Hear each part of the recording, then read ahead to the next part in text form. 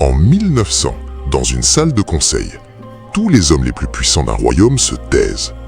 Devant eux, l'ordre d'un gouverneur étranger qui vient de les humilier publiquement. Le silence dure, personne ne bouge.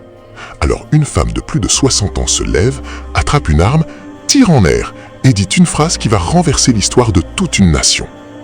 Ce qu'elle a fait ensuite n'a jamais été refait depuis. Et la vraie leçon n'est pas dans sa victoire. Elle est dans ce qu'elle a choisi de perdre. Pour comprendre pourquoi cette femme a pris une décision que même les rois refusaient de prendre, il faut remonter avant la guerre, avant même qu'elle ne soit reine. Éveillé, tu as déjà vécu ce moment. Une réunion, une décision urgente à prendre, et autour de toi, des gens compétents, respectés, qui pourtant restent figés par peur des conséquences. Tu sens que si personne n'agit maintenant, tout ce qui compte va être perdu. La question n'est pas qui a le titre pour décider. La question est qui va décider. Point final. C'est exactement la position dans laquelle s'est retrouvée Yaa Asantewaa. Sauf qu'elle, l'enjeu, ce n'était pas un contrat, c'était la survie d'un peuple entier. Niveau 1. Histoire. Yaa Asantewaa est né autour de 1840 dans la Confédération Ashanti, dans l'actuel Ghana, et sa date de naissance exacte reste débattue par les historiens. Avant d'être reine, elle était une fermière reconnue et une propriétaire terrienne prospère. Elle n'a pas hérité du pouvoir par accident. À la mort de son frère, chef d'Edweso en 1894, elle a utilisé sa position de reine-mère pour désigner son propre petit-fils comme nouveau chef. Dans la société Ashanti, matrilinéaire, la reine-mère n'est pas un titre honorifique. Elle est la gardienne officielle du tabouret d'or, le symbole sacré contenant, selon la tradition, l'âme de toute la nation Ashanti. Application 1. Avant de commander, elle avait déjà prouvé sa compétence dans un domaine concret, la terre, la gestion, la richesse produite par son propre travail. Éveillé, retiens ça. L'autorité qu'on te respecte en situation de crise, c'est celle que tu as construite avant la crise. Personne ne suit un inconnu improvisé. On suit quelqu'un qui a déjà fait ses preuves ailleurs. Mais cette légitimité tranquille va être testée par un homme qui n'avait aucune idée de ce qu'il provoquait. Niveau 2. Histoire. Depuis le XVIIe siècle, le tabouret d'or, Sikadwa Kofi, est le symbole du pouvoir de l'Empire Ashanti. Un objet si sacré qu'il n'était jamais autorisé à toucher le sol et que personne n'avait le droit de s'y asseoir. En 1896, les Britanniques exilent le roi Ashanti et plusieurs membres de la noblesse, dont le petit-fils de Yaa Asantewaa, la forçant à devenir régente. En mars 1900, le gouverneur britannique Frederick Hutchinson se rend à Kumasi et exige que le tabouret d'or lui soit remis pour qu'il puisse s'asseoir dessus.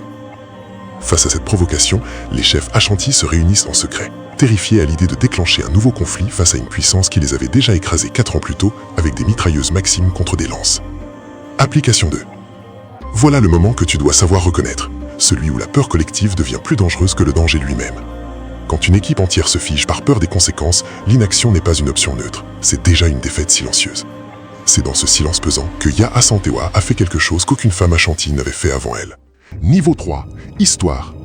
Dans son discours de guerre resté célèbre, elle a lancé au chef présent « Si c'était l'époque glorieuse d'Osei Tutu, d'Okomfo Anoke, d'Opokuware, les chefs n'auraient jamais accepté de voir leur roi enlevé sans tirer un seul coup de feu. Est-il vrai que le courage Ashanti n'existe plus? Je ne peux pas le croire. Si vous, les hommes d'Ashanti, refusez d'avancer, alors nous, les femmes, nous le ferons. » Elle a ensuite saisi un fusil et tiré en l'air, électrisant l'Assemblée, qui a alors scellé un pacte de résistance par des libations rituelles. Elle a été nommée commandante en chef des forces Ashanti, un rôle jamais confié à une femme jusque-là, à la tête d'environ 5000 combattants. Application 3.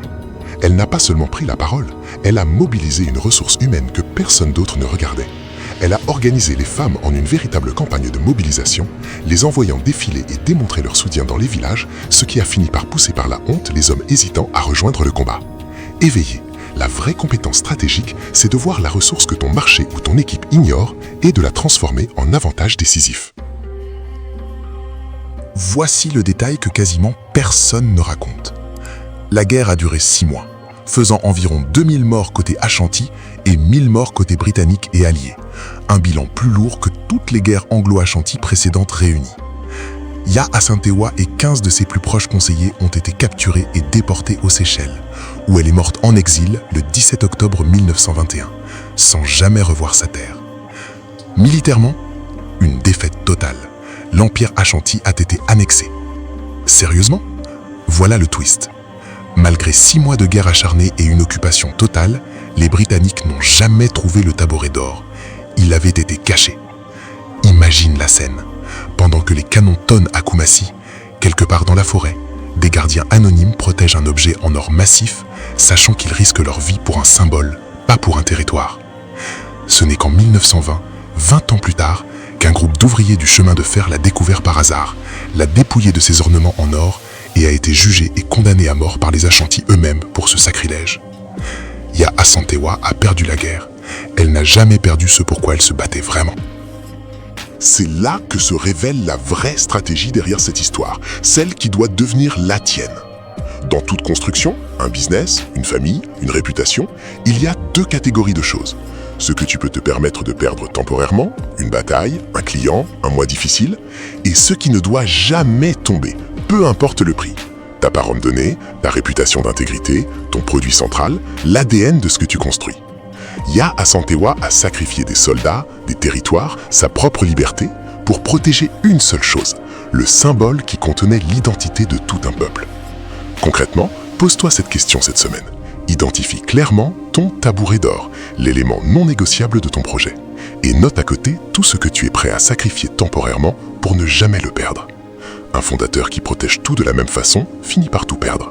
Un fondateur qui sait ce qui est sacré peut perdre sans bataille et gagner quand même. Ya Asantewaa n'a pas gagné la guerre du tabouret d'or. Elle a gagné quelque chose de plus rare. Elle a prouvé qu'on peut perdre le combat et rester invaincu dans l'âme. Si cette histoire de reines africaines qui redéfinissent le pouvoir te parle, tu te souviens peut-être de la dernière fois qu'on a parlé d'une reine guerrière, Amina de Zazzau, et de la stratégie glaçante qu'elle utilisait avant chaque conquête.